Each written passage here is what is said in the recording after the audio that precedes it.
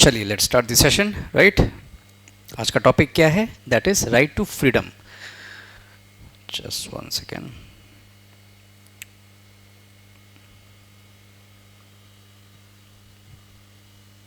French revolution, French justice is Russian revolution. Yes, आएंगे उस पर। चलिए लेट्स स्टार्ट दिस सेशन। देखिए आज का टॉपिक क्या है? That is right to freedom. Freedom क्या है ये पहले बताइए। मैंने ऊपर ऊपर आपको बताया भी था, बट अब हम लोग देखते हैं बहुत डिटेल में, ठीक है। What is right to freedom? Freedom क्या है? देखो सबसे पहले तो एनसीईआरटी आपसे ये बताना चाहता है कि इक्वालिटी और फ्रीडम ये दोनों के दोनों बहुत ज़्यादा एसेंशियल है। They are very essential, in fact most essential हैं ये। क्यों? बिकॉज यदि इक्वालिटी और फ्रीडम ना दिया जाए तो एक बहुत अच्छी डेमोक्रेसी का सेटअप नहीं हो सकता। यानी कि एक अच्छी डेमोक्रेटिक नेशन में आप देखेंगे कि इक्वालिटी और फ्रीडम इन दोनों पे बहुत ज़्यादा प्रेशर दिया जाता है कि ये दोनों अच्छे से काम करें, ठीक है। लेकिन देखिए बाय द वे, देखिए यहाँ लिखा गया है ये चीज़, it is not possible to think of the one without thinking of the other. यानी कि इक्वालिटी आपने दे दिया और आपने फ्रीडम दिया ही नहीं, या फ्रीडम आपने दे दिया और इक्वालिटी नहीं दिया है, कोई सेंस नहीं बनता है। दोनों को साथ में लेके चलना पड़ता है, इक्वालिटी एंड फ्रीडम, तब जाकर के एक अच्छी डेमोक्रेटिक सिस्टम का, है ना, सेटअप किया जाता है या देखा जाता है। अब देखिए यहाँ पे ये लिबर्टी का डेफिनेशन एनसीईआरटी बताता है। सबसे पहला लाइन बहुत ही सिंपल है कि लिबर्टी का मतलब होता है फ्रीडम ऑफ थॉट। आप अपने विचारों को व्यक्त कर सकते हैं, है ना, ये लिबर्टी है, ये लिबर्टी का एक पार्ट है। आप एक्सप्रेस भी कर सकते हैं और एक्शन भी आप ले सकते हैं। लेकिन एक बात देखिए, आप आइए मैं इसी पे आता हूँ, एक्सप्रेशन पे ही आता हूँ। यदि मान लीजिए कि आपको मैंने कह दिया कि you are having the freedom to express, आप अपनी भावनाओं को एक्सप्रेस कर सकते हैं, लेकिन यदि उन भावनाओं को एक्सप्रेस करने के दौरान आपने किसी दूसरे पर्सन को हद से ज़्यादा बोल दिया तो, आउट ऑफ लाइन जाकर के आपने कुछ बोल दिया तो, और उसके सेंटिमेंट्स को हर्ट कर दिया या उसके इमेज को ही आपने ख़राब कर दिया तो, टेम्पर कर दिया तो ये जो इमेज जो टेम्पर जो हो रहा है, ये जो इमेज जो ख़राब हो रहा है दूसरे का, तो ये तो उसके फंडामेंटल राइट का वॉल्यूशन हो गया। मतलब आपने अपने भावनाओं को एक्सप्रेस कर दिया, ठीक है। ए और बी दो पर्सन है, ए ने बी के बारे में कुछ बोला, ए एक्सप्रेस्ड समथिंग अबाउट बी, ठीक है, चलिए। लेकिन कुछ ऐसा कह दिया जिससे बी का अपमान हो गया। अपमान यानी डिफेम। तो ये कौन सा लिबर्टी भाई?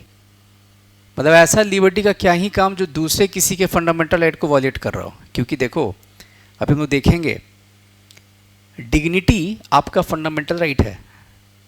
Right to dignified life is also your fundamental right.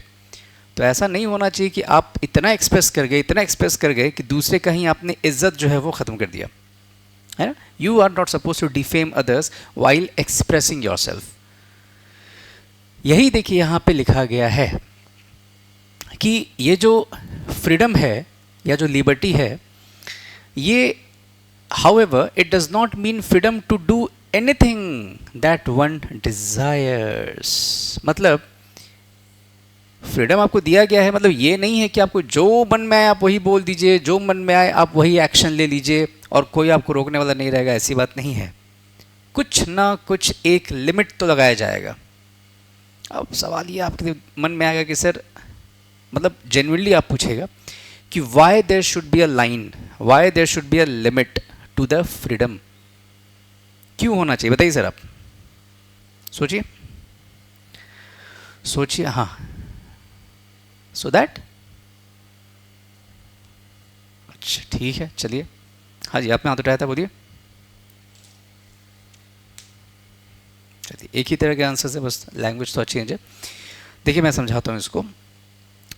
अगर आप लगाम नहीं लगाते हैं तो उससे क्या होगा, किसी का फंडामेंटल राइट तो वॉयलेट होगा ही होगा, ऑब्वियस सी बात है, एक का तो फंडामेंटल राइट वॉलेट सपोज इनका तो मेंटेन रहा, बट इनका एफआर, ये बी का एफआर चला गया। दूसरा चीज़ ये है कि यदि जो मन में आए वही करते चले जाओगे तो एक समय ये आ जाएगा कि सोसाइटी में ये ख़त्म हो जाएगा। सोसाइटी में this will be gone, law and order. अरे भाई ये भी तो मेंटेन रखना है, फ्रीडम भी चाहिए, इक्वालिटी भी चाहिए। लेकिन आप सोच के देखिए, यदि आप ऐसा सोचते हैं कि आप कुछ भी कर लें लिबर्टी के नाम पे, ठीक है तो तैयार रहिए, सामने वाला भी कुछ भी करेगा। फिर जब आप पे कोई लगाम नहीं तो सामने वाले पे भी फिर कोई लगाम नहीं है, वो भी फिर वैसे ही करेगा जैसा आप कर रहे हो। फिर कंप्लेन मत करना भाई कि सर मेरा फंडामेंटल वॉलेट हो रहा है। नहीं नहीं नहीं नहीं, आपके एक्शन से भी किसी का एफआर वॉलेट हुआ था। अब जब उसके एक्शन से आपका एफआर वॉलेट हो रहा है, आपके कुछ मौलिक अधिकार का उल्लंघन हो रहा है, वॉलेशन हो रहा है, then you are in the complaining mode. No, दो तरफा बात नहीं चलेगा। या तो आप तैयार रहिए कि सामने वाला भी अटैक करेगा आपके फंडामेंटल राइट को, अपने राइट्स को यूज़ करने के लिए, अपने फ्रीडम को यूज़ करने के लिए।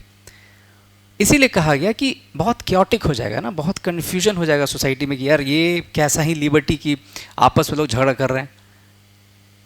दैट इज़ वाई लिमिटेशंस लगाना बहुत इंपॉर्टेंट था, और इसलिए लगाया भी गया है लिमिटेशंस। ऐसा नहीं है, लिमिटेशंस लगाया गया है, हम लोग देखेंगे एक एक करके सब जो जो लिमिटेशंस है। और यहाँ पे देखिए ये इस बात को एनसीईआरटी एक्सप्लेन भी कर रहा है। ये विदाउट दो जगह पे देखिए यहाँ पे हाईलाइटेड है, लिखा गया यहाँ पे,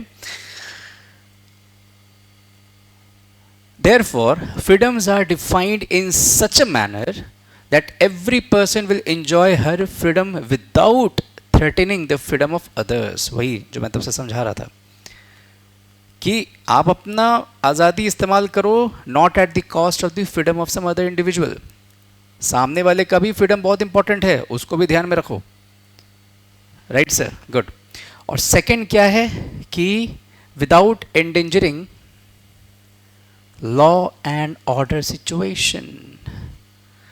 यानी कि दो चीज़ों का आपको ख्याल रखना है अपने फ्रीडम का इस्तेमाल करते समय। दो चीज़ों का आपको देखिए ध्यान रखना है।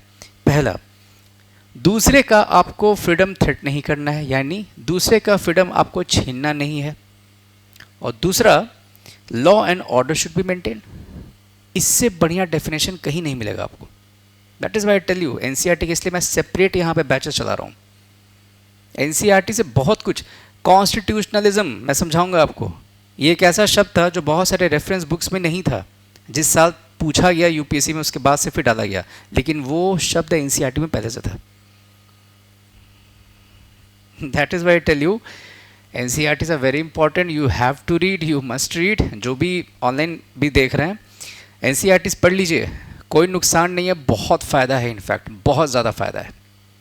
ठीक है, कितने सारे राइटर्स देखो मिल करके लिखते हैं इस बुक को, तो you have to give some respect, है ना। चलिए, so this was about your right to freedom. ये थोड़ा कैची वर्ड्स यहाँ पे ज़्यादा थे, और I think the buffering time is okay, अभी बचा हुआ है, so we will move on with, okay no we have to take a separate session. मतलब मैं बस इसे स्टॉप करके फिर से मैं ऑन करूँगा, बिकॉज बफरिंग टाइम 10 मिनट्स का ही रखा है मैंने। स्मॉल पैकेट्स ऑफ डेटा बनते हैं इसमें, फास्ट प्रोसेसिंग होता है। Thank you. चलिए, see you after like 5 to 10 minutes, okay okay, thank you.